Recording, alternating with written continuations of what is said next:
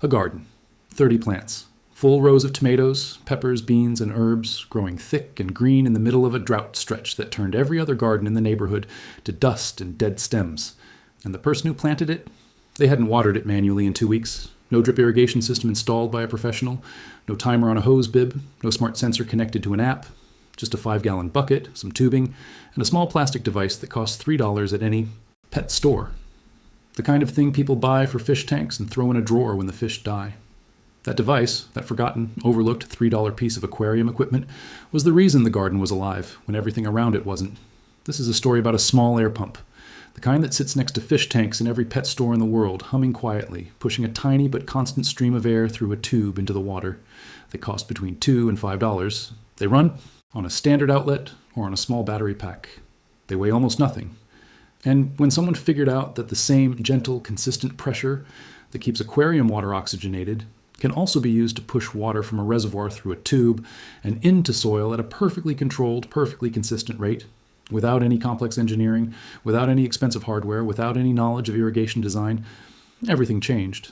A $3 fish tank pump became a fully automated drip irrigation system for an entire garden, and almost nobody is talking about it. The mechanism is this. A small aquarium air pump pushes air into a sealed water reservoir, a bucket, a barrel, a large container with a lid. That air pressure, gentle as it is, creates just enough force to push water out through a tube inserted near the bottom of the container. The tube runs to the garden, splits into smaller lines, and delivers water directly to the base of each plant at a slow, consistent drip. No electricity needed at the delivery end, no valves to adjust, no pressure regulator to calibrate. The pump costs $3. The tubing costs a few more. The bucket you probably already have. And the result is an irrigation system that runs continuously, delivers water directly to roots, wastes almost nothing to evaporation, and requires zero daily attention from the person who built it. Agricultural engineers have a name for this general category of system. It's called low pressure, drip irrigation.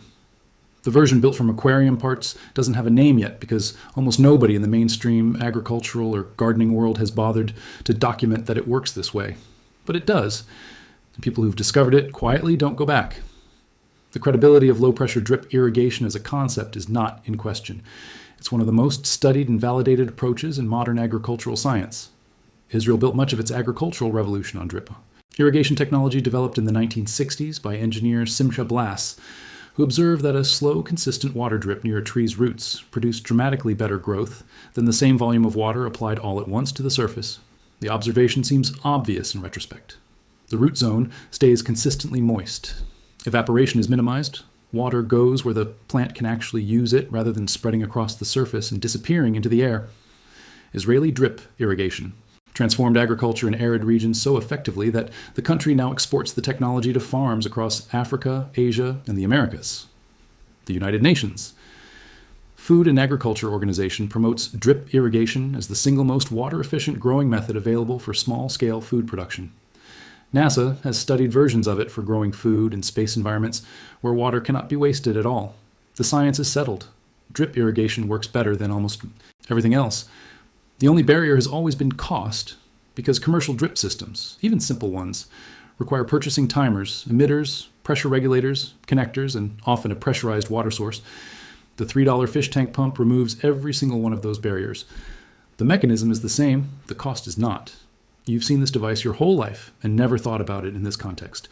Walk into any pet store, any department store with a pet section, any dollar. Store that stocks basic aquarium supplies. The small plastic box on the shelf, usually blue or black, sometimes transparent, with a cord, an outlet plug, and a short tube coming out of it. It hums, it vibrates, it pumps air. You associated it entirely with fish. You never once thought about the fact that its single function, creating gentle, consistent air pressure, is exactly the function required to move water slowly and steadily through a tube across a garden. The fish tank industry mass produces this device by the tens of millions because it solves a problem for aquarium owners cheaply and reliably. The gardening industry has never told you it solves the same fundamental problem, maintaining consistent, controlled water flow, because the gardening industry sells its own solutions at 10 to 50 times the price. Here's why this stays quiet. The water and irrigation market for home gardening generates enormous revenue from complexity. Smart watering systems, programmable, timers, drip line kits with specialized connectors, soaker hose systems, All of it marketed around the idea that automated irrigation requires investment, requires installation, requires ongoing maintenance and replacement parts. The moment someone demonstrates that a $3 aquarium pump and a $5 roll of soft tubing from the hardware store replicates the core function of a $100 irrigation kit, the value proposition of the expensive system collapses. So the gardening. Media doesn't cover it. The big box stores don't put the fish tank pump next to the garden hose. The YouTube channels sponsored by irrigation brands don't make tutorials about it. The knowledge exists in small corners of homesteading forums, in quiet conversations between off-grid growers, in the notes of agricultural engineers who tried it once out of curiosity and never mentioned it publicly because it was too simple to publish. It works too well to be profitable. And in an industry built on the idea that gardening requires constant purchasing, and that's enough reason to keep it off the front page, here's how the physics works, because once you understand it, you'll see why it's so elegantly suited to this application. An aquarium air pump produces what engineers call low positive pressure.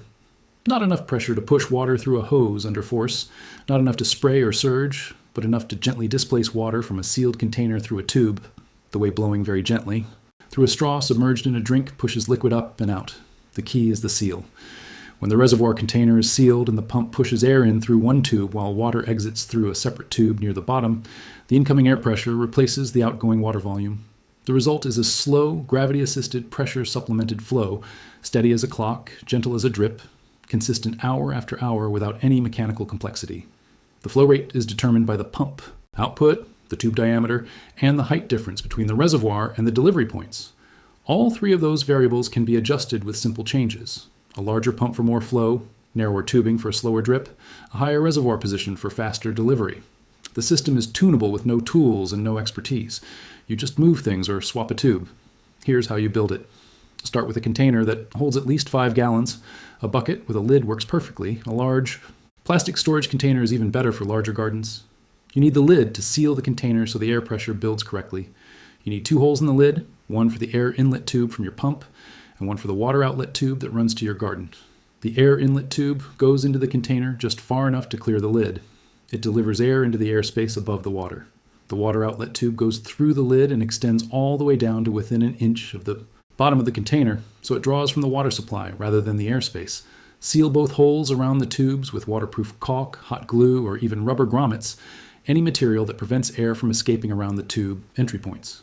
Fill your container with water, seal the lid, connect your aquarium pump to the air inlet tube, run the water outlet tube to your garden and split it using standard aquarium airline connectors, the kind that cost $1 for a bag of 10 at any pet store, into individual lines for each plant.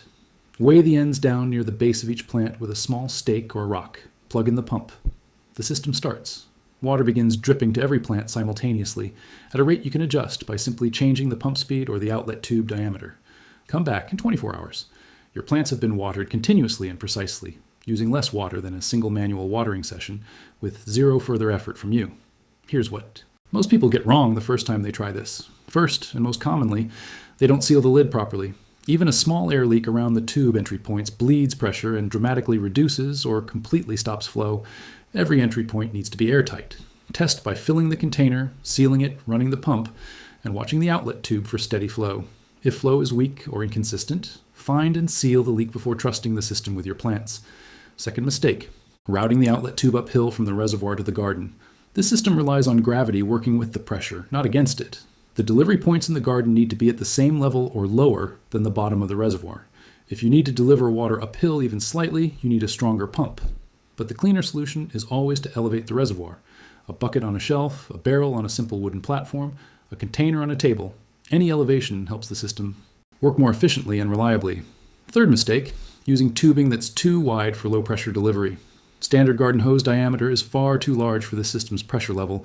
You need aquarium airline tubing, the thin, flexible, soft tubing sold in rolls at pet stores for about $3 per 10 feet. This diameter is perfectly matched to the output pressure of a small aquarium pump. Using larger tubing results in no flow or intermittent surging rather than a steady drip. Fourth mistake, placing the air inlet tube too deep in the water. The air inlet should deliver into the airspace above the water surface inside the sealed container, not into the water itself.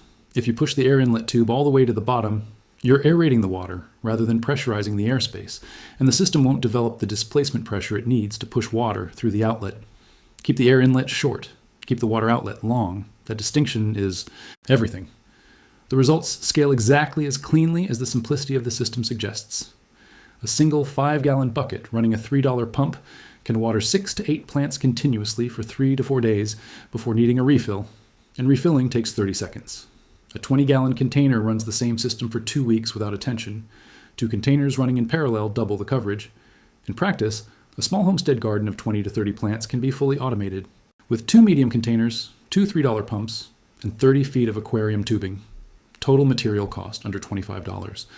Water usage drops compared to hand watering because the system never floods the surface, never puddles, never sends water running off between rows.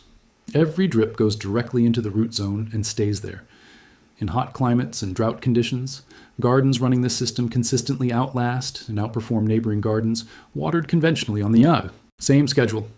The plants don't know the pump came from a fish store. They just know the water never stops. The safety objections are simple to address.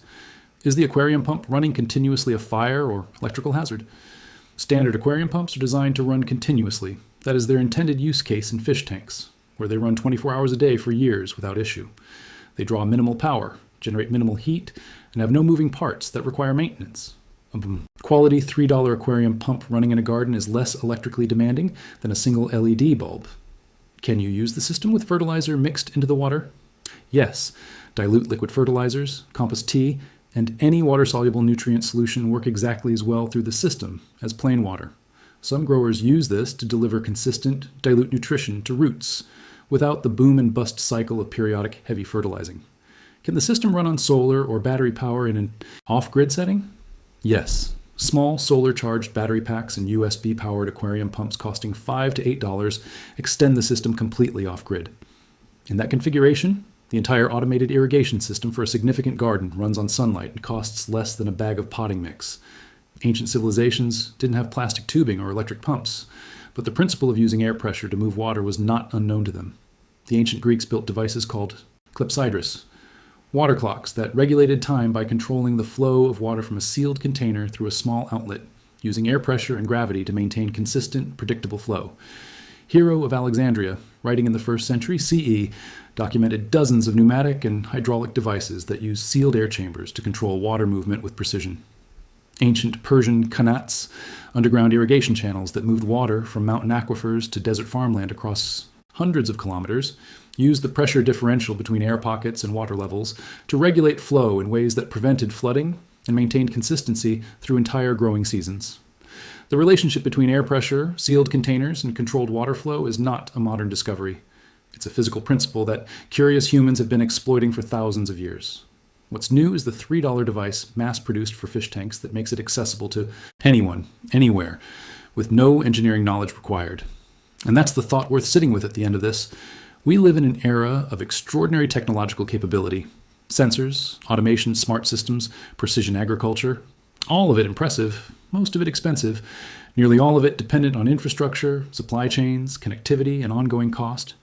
And a fish tank pump, a bucket, and 30 feet of thin tubing can automate the irrigation of a meaningful food garden, using physics that was understood in ancient Alexandria. The knowledge gap between what's possible with almost nothing and what we've been taught we need to buy in order to achieve it is one of the most quietly significant gaps in modern life. Nobody created that gap through malice exactly, but nobody closed it either, because closing it isn't profitable. What's profitable is maintaining it, keeping the impression alive that automation requires investment, that consistency requires technology, that a well-watered garden is something you have to spend money to achieve. A $3 piece of aquarium equipment says otherwise, quietly, consistently, drip by drip. If this video changed what you see when you walk past the pet store aisle, if it made you pick up that little plastic pump and think about your garden instead of your fish tank, then share it with someone whose plants keep dying in the summer heat while they're away from home, because the solution was always there. It was just waiting in the wrong section of the store.